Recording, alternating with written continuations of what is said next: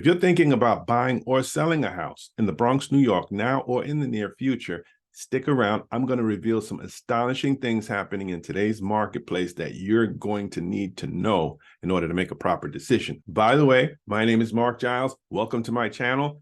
Thank you for watching. Please like the video, subscribe to the channel. Also, if you're thinking about buying or selling a house, feel free to call me, text me. I'll let you know the value and what your possibilities and options are in today's market. But right now, let's jump into this.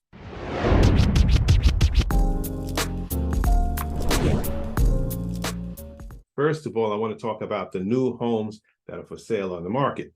Overall, there's been a decrease in the month of August of single-family homes. We're only talking about single-family homes as opposed to condos, co-ops, or multifamily homes.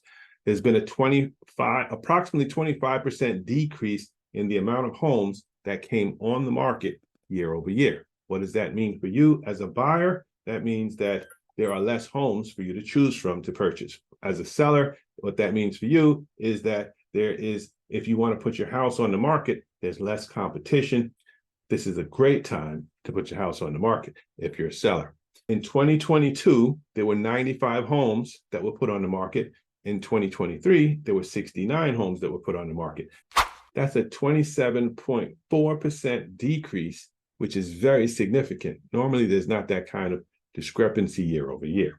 Okay, so let's continue because we're going to get an overall picture of how this market is doing. So now what we're talking about are sales that closed. These are people who purchased homes, found a house to buy it, liked it, and they went to closing in the month of August. Now, there was a decrease in homes that actually closed. There were 67 homes that closed. Single-family homes. We're not talking about condos, co-ops, or multifamily houses. In 2023, that number dropped to 53 homes. So the total drop in home closings is a little over 20%. That is significant. So what that means is there's less activity going on in the market, less buyers, less sellers. And we already said less new homes are coming on the market. So the market is softening, it's dwindling, the activity is just coming down. The next topic we're going to look at is days on the market. Days on the market is how many days does a house that is brand new put on the market. So if you're a seller and you're thinking about selling your house, the question is, how many days am I going to be on the market until a buyer comes, makes an offer, and we sign a contract to go? And this number is extremely important. The days on the market has actually gone up. So it's interesting, there's less listings, less closings, and the amount of time that it takes to find a buyer if you're selling your house has increased. So this number is significant also. So we're seeing a tremendous shift in this market right now. It went from 44 to 64 days. So you went from a month and a half to over 2 months to find a buyer. So what's happening is the amount of time that it's taking you to find a buyer if you're thinking about selling your house is taking longer. What that is a 45% year over year increase in the amount of time that it's taking for you to find a buyer if you're thinking about selling your house.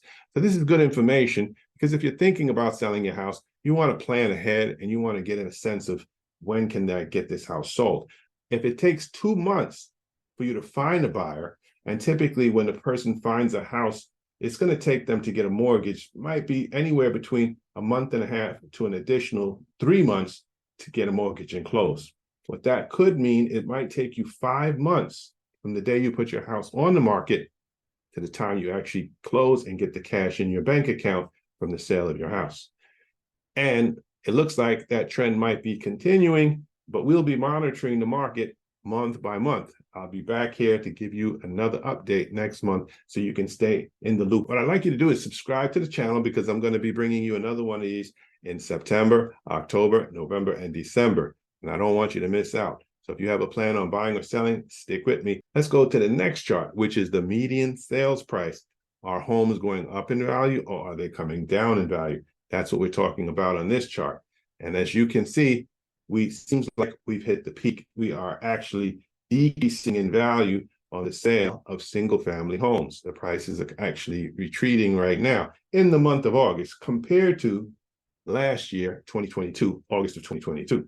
So let's take a look. The median sales price decreased by approximately 0.8% which is not significant. It's less than 1%. So what has actually happened is the market is kind of stabilized. It's kind of hit the peak in the month of August.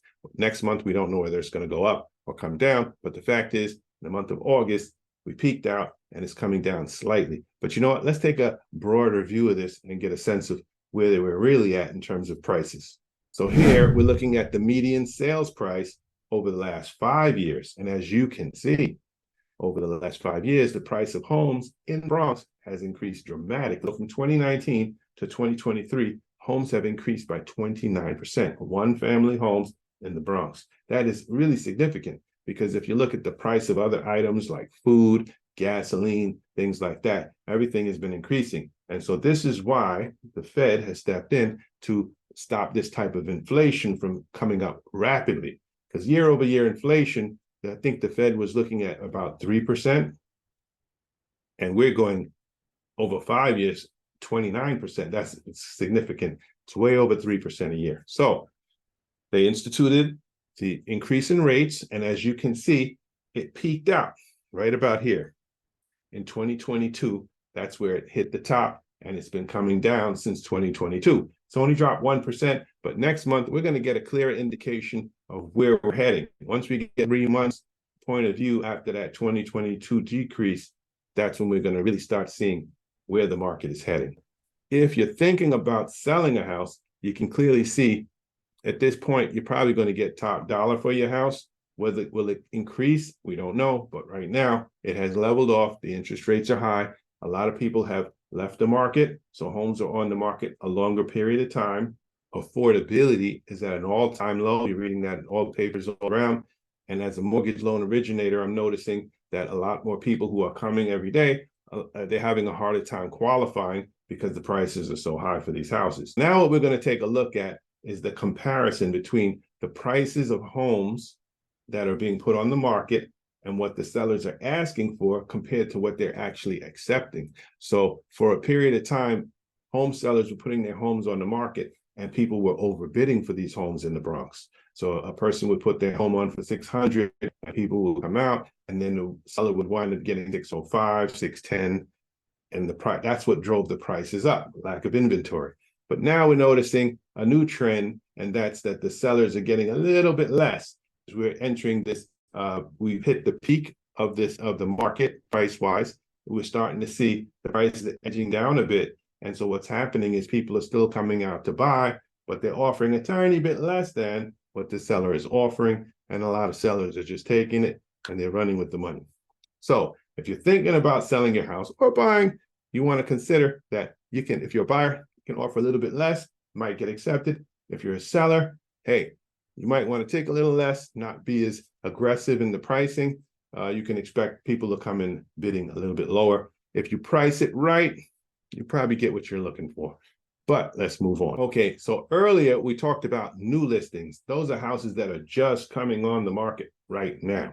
How many new listings are coming out this month? Now we're going to take a look at the overall market and how many homes are on the market that are available for a buyer to buy. As we can see, if we look at August 2023 right here on the chart, and you compare it to August of 2022, the amount of homes that are available for single-family homes that are available to purchase has dwindled dramatically. So it looks like people have come in, bought a whole bunch of houses, and there's not a lot left, right? So what we're finding on the market, because I'm out every day, seeing distressed properties that need a lot of maintenance and need a little TLC. The amount of homes is 189 homes, single-family homes available for purchase. But let's take a broader look and see over the last few years, where are we with that? As we can see in 2019, we had 241 homes for sale. So it wasn't, the inventory hadn't always been as high as 2022. So I wanted to broaden the view so you can see an expanded version so that you can see we're at 189. So it's not as drastic from the norm to today, but we are still experiencing a decrease in the amount of homes for sale in the Bronx, single family homes. So how does that fit into your plan as a buyer or a seller? Well, if you're a seller and you know you're going to sell, you know it's going to take a few months to sell, maybe 4 or 5 months before you can actually get the cash in your checking account if you put the house on the market today. So the logic, if you want the best deal, highest price, while inventory is low, this is a great time to put your house on the market. Now, if you're a buyer, yes, you have to be very discerning and you're going to be kind of picky. And a lot of the buyers that we've been dealing with, they have through the market, they've seen all of the houses and they know what's available. They've been through the different neighborhoods that they prefer.